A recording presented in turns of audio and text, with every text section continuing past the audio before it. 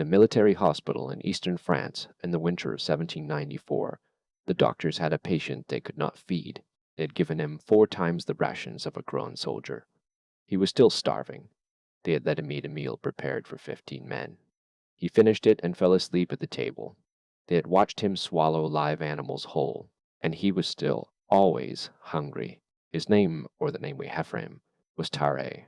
He was about 22 years old. He was slim, average height, with soft fair hair and an enormous mouth.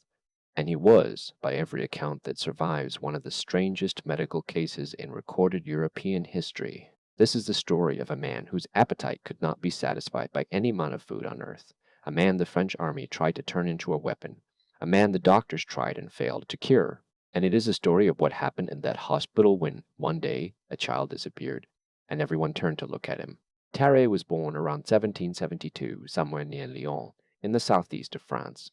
We don't know his real name. We don't know his exact birthday. Tarrare may have been a nickname. Almost everything we know about him comes from the doctors who later examined him.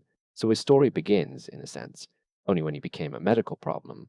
But the doctors recorded what he told them about his childhood, and it was already extraordinary.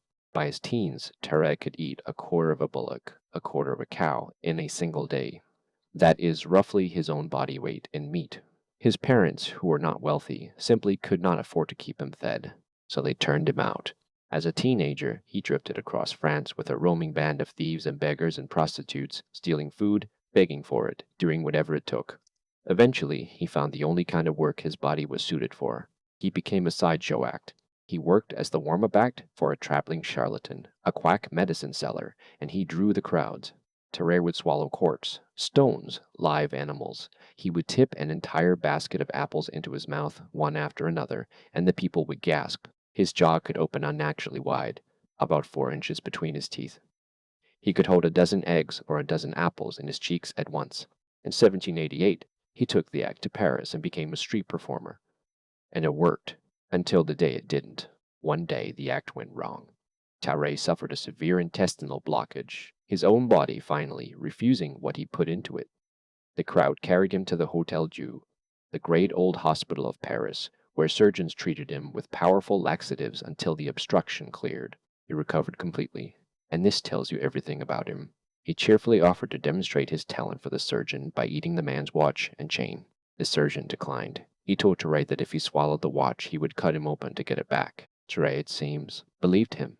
In 1792, war broke out. The War of the First Coalition, the revolutionary government of France against half the monarchies of Europe. And Tarrare, like thousands of young men with nothing, joined the army.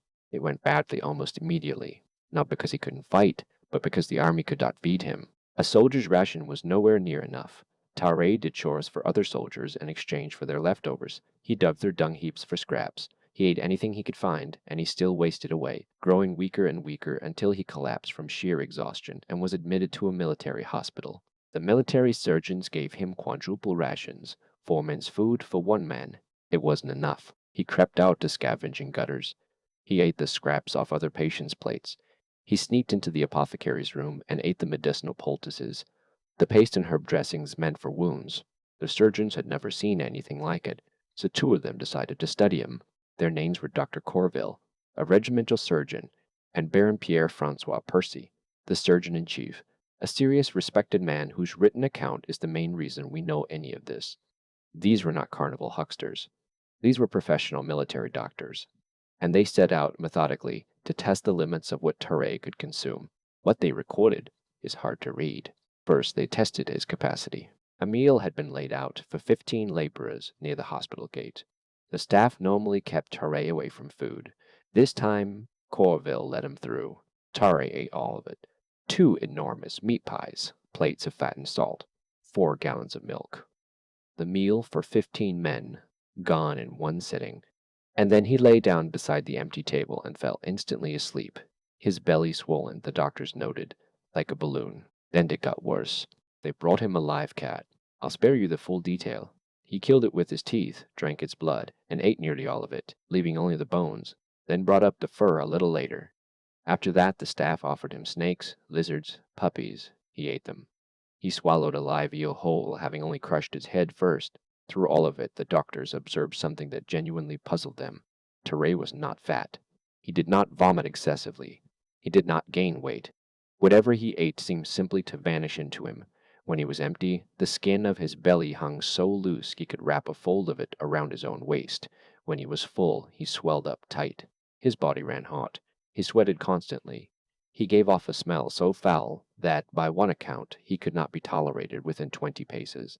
After eating, a visible steam was said to rise off his skin, his eyes reddened, and he fell into a heavy, belching stupor. And yet, apart from the eating, the doctor saw no madness in him. No raving, no violence, just a strange, flat, empty calm. One described him as having a complete lack of force and ideas. A gentle, hollow man wrapped around a hunger with no bottom. After several months of being studied, the army wanted Tarrare back on duty. But Corville had an idea that could only have come from watching this man swallow everything in sight. What if his appetite could be a weapon? They ran a test. A document was sealed inside a wooden box, and the box was fed to Tarrare. 2 days later, it came out the other end, and the paper inside was still perfectly legible. Courville took the idea to a general, Alexandre de Beauharnais, commander on the Rhine. And here's a detail history can't resist. This same Beauharnais would be guillotined during the Terror just months later, and his widow Josephine would go on to marry a young officer named Napoleon Bonaparte. But in this moment, Beauharnais had a war to fight. The plan was simple and grotesque. Tarrare would swallow a secret message, walk through enemy lines, and deliver it from the other end. The perfect courier. Search him all you like. You'd find nothing. To prove himself, Tarrare swallowed the box in front of a gathering of generals. As a reward, they gave him a wheelbarrow piled with 30 pounds of raw bull's lungs and liver. He ate it, in front of them, on the spot. For his first mission, Beauharnais didn't actually trust him with anything important. He was nervous about Tarrare's mind. So the vital documents Tarrare swallowed were a fake, just a note asking a captured French colonel to confirm he'd received it. A test run. With a man's life as the stake, Tarrare was disguised as a German peasant and sent across Prussian lines under cover of darkness. There was just one problem. He couldn't speak a word of German. He was noticed almost at once. Locals raised the alarm. Prussian soldiers seized him outside Landau, stripped and searched him, found nothing, and whipped him, demanding to know his mission. Tarrare held out. They threw him in front of a Prussian commander, General Zoli. Still he said nothing. They imprisoned him. After 24 hours, alone and terrified, he broke. He confessed the whole scheme. They chained him to a latrine and waited. 30 hours after he'd swallowed it, the box finally emerged, and when Zoli opened it and found nothing but a worthless dummy note, he was enraged. Tarrare was dragged to a scaffold. The noose went around his neck. And then, at the last possible moment, Zoli changed his mind. Perhaps he decided this strange, broken creature wasn't worth hanging. Tarrare was taken down, given a savage beating, and shoved back toward the French lines. He survived, but something in him had finished with soldiering. He went back to the hospital to Percy, and he begged the doctors to cure him. Percy tried everything the medicine of the 1790s could offer. Laudanum, opium, to dull the hunger. It failed. Wine vinegar, tobacco pills. They failed. He tried filling Tarrare up with soft-boiled eggs by the dozen. It made no difference at all. Nothing touched it. The hunger was a thing apart, a force inside him that no drug and no diet could reach. And when the doctors tried to control what he ate, Tarrare simply stopped cooperating. He sneaked out of the hospital at night. He fought stray dogs in alleys for rotting scraps of meat. He scavenged outside butcher shops for offal in the gutter. And then it got darker. Tarrare was caught inside the hospital drinking the blood of other patients who were being bled by the doctors, as was the custom. He was caught trying to get into the hospital morgue to eat the dead.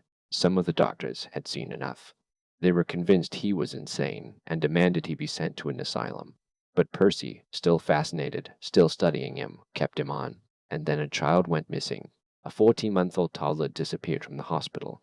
There was no body, no witness, no proof of anything. But everyone in that hospital knew what Tarrare had been doing. The animals, the blood, the morgue. And so every eye turned to the same man. He was immediately, instinctively suspected. Percy, who had protected him through everything, who had wanted so badly to understand him, this time did not or could not defend him. The hospital staff drove Tarrare out. He never came back. And I want to be honest with you here, because this is the part of the story that gets sensationalized the most.